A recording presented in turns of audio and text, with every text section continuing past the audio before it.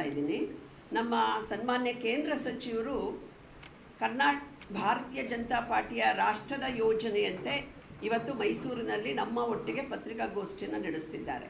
ಅದೇ ರೀತಿಯಲ್ಲಿ ಕಳೆದ 2 ದಿನಗಳಿಂದ ಬರುವಂಥ 3 ದಿನಗಳಿಂದ ನಮ್ಮ ಕೇಂದ್ರ ಸಚಿವರು ಮತ್ತು ನಮ್ಮ ರಾಷ್ಟ್ರದ ಪಕ್ಷದ ನಾಯಕರಿಂದ ಎಲ್ಲ ವಿಭಾಗದ ಹೆಡ್ ಕ್ವಾರ್ಟರ್ಸು ಮತ್ತು ಜಿಲ್ಲಾ ಹೆಡ್ ಕ್ವಾರ್ಟರ್ಸ್ಗಳಲ್ಲಿ ನಮ್ಮ ಪತ್ರಿಕಾಗೋಷ್ಠಿಗಳು ನಡೀತಾ ಇದೆ. ಇವತ್ತು ನಮ್ಮ ಜೊತೆ ಕೇಂದ್ರ ಸಚಿವರಾದಂಥ ಸೋಮಣ್ಣ ಅವರು ಇಲ್ಲಿ ಇವತ್ತು ಪತ್ರಿಕಾಗೋಷ್ಠಿ ಮಾಡಿದರೆ, ಇವತ್ತು ಬಸವರಾಜ ಬೊಮ್ಮಾಯಿ ಅವರು ಮಾಜಿ ಮುಖ್ಯಮಂತ್ರಿಗಳು ಹಾವೇರಿಯಲ್ಲಿ ಮಾಡ್ತಿದ್ದಾರೆ. ಹಾಗೆ ಬೆಳಗಾವಿಯಲ್ಲಿ ಮಾಜಿ ಮುಖ್ಯಮಂತ್ರಿಗಳಾದಂತಹ ನಮ್ಮ ಜಗದೀಶ್ ಶೆಟ್ಟರ್ ಅವರು ಮಾಡ್ತಿದ್ದಾರೆ. ಮೊನ್ನೆ ನಮ್ಮ ಉಪಮುಖ್ಯಮಂತ್ರಿಗಳಾದಂತಹ ಅಶ್ವಥ್ ನಾರಾಯಣರವರು ಮಂಡ್ಯದಲ್ಲಿ ಮಾಡಿದ್ದಾರೆ. ನಮ್ಮ ಹೆಮ್ಮೆಯ ಸಂಸದರು, ಶಾಸಕರು, ನಮ್ಮ ನಾರಿ ಶಕ್ತಿ ಇವತ್ತು ನಮ್ಮ ಜೊತೆಗಿದೆ. ಕರ್ನಾಟಕ ರಾಜ್ಯದ 224 ವಿಧಾನಸಭಾ ಕ್ಷೇತ್ರಗಳಲ್ಲಿ 300ಕ್ಕೂ ಹೆಚ್ಚು ಮಂಡಲಗಳಲ್ಲಿ 27ನೇ ತಾರೀಕು ಜನಾಕ್ರೋಶ ನಾರಿ ಪಾದಯಾತ್ರಾ ನಿರ್ಣಯ ಆಗಿದೆ. ಮಹಿಳಾ ವಿರೋಧಿ ಕಾಂಗ್ರೆಸ್ ಮತ್ತು ಮಿತ್ರ ಪಕ್ಷಗಳ ವಿರುದ್ಧ ರಾಜ್ಯಾದ್ಯಂತ ಹೋರಾಟಗಳು ಘೋಷಣೆ ಆಗಿದೆ. ಎರಡನೇದು 25ನೇ ತಾರೀಕಿಗೆ ರಾಜ್ಯದ ಎಲ್ಲ ಜಿಲ್ಲಾ ಕೇಂದ್ರಗಳಲ್ಲಿ ಸಮಾಜದ ವಿವಿಧ ಕ್ಷೇತ್ರದ ಗಣ್ಯ ಮಹಿಳೆಯರು ಸೇರಿದಂತೆ ಸಾಮಾನ್ಯ ಮಹಿಳೆಯರವರೆಗೆ ಈ ಹೋರಾಟಗಳು ನಡೀತಾ ಇದೆ. ಈಗಾಗಲೇ ಯಾವತ್ತು ಬಿಲ್ಲು ಬಿತ್ತು 17ನೇ ತಾರೀಕು ಅವತ್ತಿಂದನೂ ಕೂಡ ರಾಜ್ಯ ಮಹಿಳಾ ಮೋರ್ಚಾ ರಾಜ್ಯದಾದ್ಯಂತ ಹೋರಾಟವನ್ನು ಮಾಡ್ತಾ ಇದೆ. ಬೆಂಗಳೂರಲ್ಲಿ ಬಹಳ ದೊಡ್ಡ ಒಂದು ಮಹಿಳಾ ಶಕ್ತಿ ಪ್ರದರ್ಶನವನ್ನು ಫ್ರೀಡಮ್ ಪಾರ್ಕಲ್ಲಿ ನಾವು ಆಯೋಜನೆ ಮಾಡಿದ್ದೇವೆ. ಹಾಗೆ 30ನೇ ತಾರೀಕು ನಮ್ಮ ರಾಜ್ಯದ ಮತ್ತೊಂದು ಪ್ರಮುಖ ಕೇಂದ್ರವಾದ ಹುಬ್ಬಳ್ಳಿಯಲ್ಲಿ ದೊಡ್ಡ ಮಟ್ಟದ ಒಂದು ಪಾದಯಾತ್ರೆಯನ್ನು ನಾವು ಯೋಜನೆ ಮಾಡಿದ್ದೇವೆ. ಅಂದರೆ ಮಹಿಳಾ ವಿರೋಧಿ ಕಾಂಗ್ರೆಸ್ ಮತ್ತು ಮಿತ್ರ ಪಕ್ಷಗಳ ವಿರುದ್ಧ ನಮ್ಮ ನಾರಿಯರು ಕೈ ಕಟ್ಕೊಂಡು ಕೂತ್ಕೊಳ್ಳಲ್ಲ. ನರೇಂದ್ರ ಮೋದಿಜಿಯವರು ಮತ್ತು ಅವರ ಸಹೋದ್ಯೋಗಿಗಳು, ನಮ್ಮ ಸೋಮಣ್ಣನ ರೀತಿಯಲ್ಲಿ ಇರುವಂಥ ನಮ್ಮ ಎಲ್ಲ ಸಂಸದರು ಏನಿದ್ದಾರೆ, ನಮ್ಮ ಸಲುವಾಗಿ ತೀವ್ರವಾದ ಹೋರಾಟಗಳಲ್ಲಿ ನಮ್ಮ ಜೊತೆ ಸಹಕಾರದಲ್ಲಿ ತೊಡಗಿದ್ದಾರೆ. ಇದಿಷ್ಟು.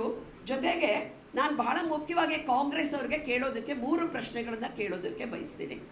ಮೊದಲನೇದು, 1951ರಲ್ಲಿ ಬಾಬಾ ಸಾಹೇಬ್ ಅಂಬೇಡ್ಕರ್ ಅವರು ಪರ್ಸನಲ್ ಲಾನ ಇಂಟ್ರೊಡ್ಯೂಸ್ ಮಾಡಿದಾಗ ನೆಹರು ಅವರ ಒಂದು ಕ್ಯಾಬಿನೆಟಲ್ಲಿ ಸಂಸತ್ತಲ್ಲಿ ಅದನ್ನು ಡಿಫೀಟ್ ಮಾಡಲಾಗುತ್ತೆ.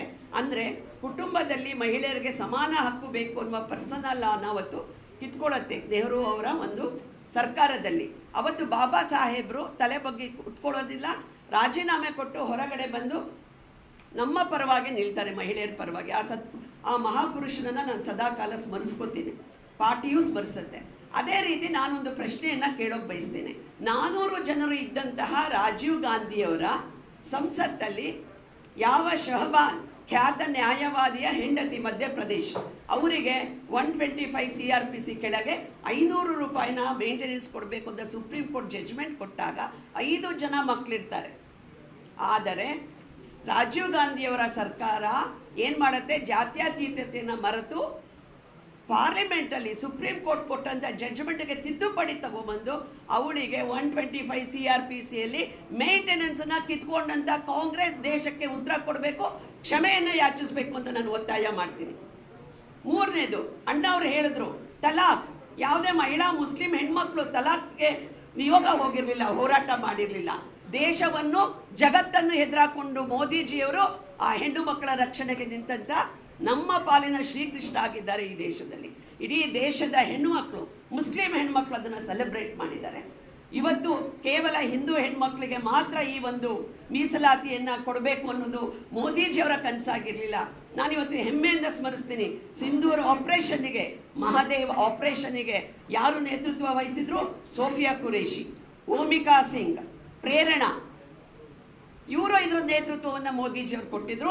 ಇವತ್ತಿಗೆ ಸರಿಯಾಗಿ 1 ವರ್ಷದ ಹಿಂದೆ ನಮ್ಮ ಹೆಣ್ಣು ಮಕ್ಕಳ ಸಿಂಧೂರವನ್ನು ಅಳಿಸಿದ ಉಗ್ರಗಾಮಿಗಳ ವಿರುದ್ಧ ಸಿಂಧೂರ್ ಆಪರೇಷನ್ ಮತ್ತು ಮಹಾದೇವ್ ಆಪರೇಷನ್ ಆದಂಥ ದಿನ ಇವತ್ತು.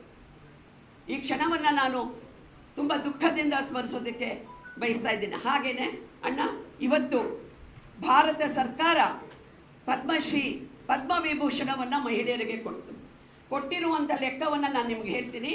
21ರಲ್ಲಿ 29 ದಿನಗಳಾಯಿತು. 22ರಲ್ಲಿ 34 ಮಹಿಳೆಯರಿಗೆ ಕೊಡಲಾಯಿತು, 23ರಲ್ಲಿ 19 ಮಹಿಳೆಯರಿಗೆ ಕೊಡಲಾಯಿತು, 24ರಲ್ಲಿ 30 ಮಹಿಳೆಯರಿಗೆ ಕೊಡಲಾಗಿದೆ, 25ರಲ್ಲಿ 23 ಮಹಿಳೆಯರಿಗೆ ಕೊಡಲಾಗಿದೆ, 26ರಲ್ಲಿ ಮಹಿಳೆಯರಿಗೆ ಪದ್ಮಭೂಷಣ ಪದ್ಮವಿಭೂಷಣ ಕೊಡಲಾಯಿತು. ಅದರಲ್ಲಿ ಮುಖ್ಯವಾಗಿ ನಮ್ಮ ಸಾಲು ಮರದ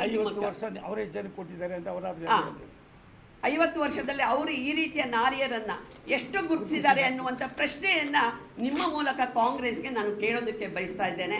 ಹಾಗಲೇ ನಿಮಗೆಲ್ಲ ಗೊತ್ತಿದೆ, ಸುಪ್ರೀಂ ಕೋರ್ಟಿನ ಮೊದಲ ನ್ಯಾಯಾಧೀಶೆ ಒಬ್ಬ ಮುಸ್ಲಿಂ ಹೆಣ್ಮಗಳು ಪ್ರತಿಭಾ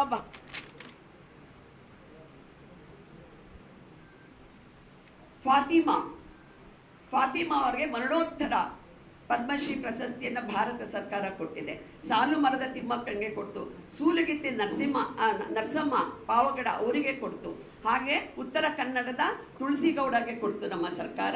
ಹಾಗೆ ಬೆಳಗಾಮಲ್ಲಿ ಯಾವ ದೇವದಾಸಿಯರಿಗೆ ಕೆಲಸ ಮಾಡ್ತಿರುವಂತಹ ಸೀತಕ್ಕಾಗೆ ಕೊಟ್ವಿ. ಈ ರೀತಿ ನಾರಿ ಸಮ್ಮಾನ ಮಾಡೋದ್ರ ಜೊತೆಗೆ ಕೇವಲ ಅವರು ಹೊರಗಡೆ ಇರೋದಲ್ಲ, ಪುಂಡ ಶಹಜಾನ್ ಎಲ್ಲಿ ವೆಸ್ಟ್ ಬೆಂಗಾಲಲ್ಲಿ ನಿರಂತರ ಅತ್ಯಾಚಾರವನ್ನು ಮಾಡಿ ಹೆಣ್ಣು ಮಕ್ಕಳನ್ನ ಗೋಳಿಕೊಂಡಂತಹ ಪುಂಡ ಶಹಜಾನ್ ವಿರುದ್ಧ ಧ್ವನಿ ಎತ್ತಿದ ರೇಖಾ